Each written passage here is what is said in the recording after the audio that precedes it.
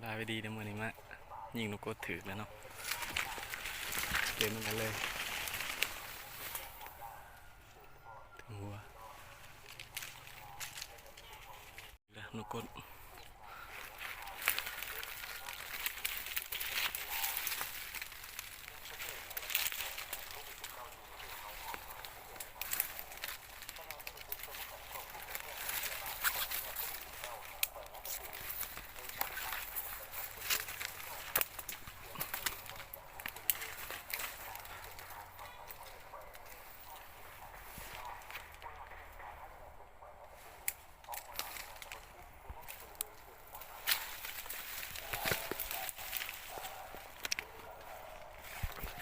กดพี่น้อง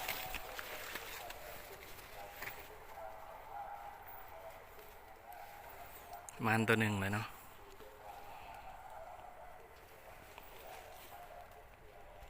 พอแล่นเนาะพี่น้องพอแล่นต้นแล่นเขาหนีมาเลย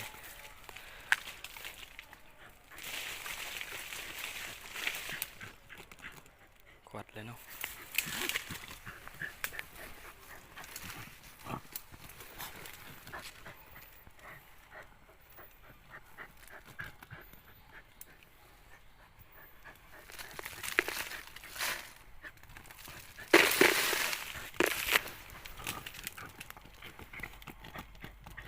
พอแล่นพอแล่น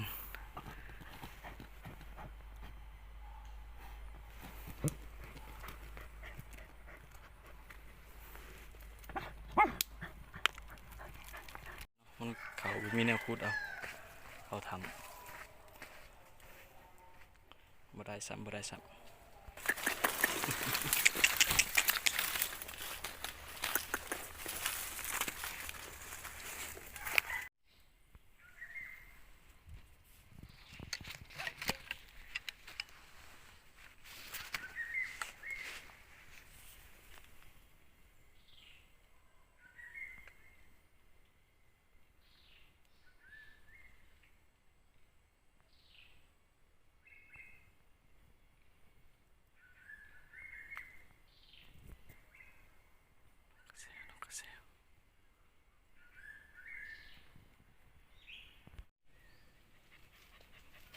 เจองูเนาะเจองู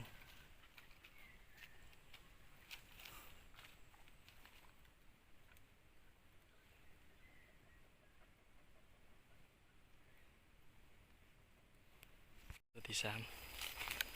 นก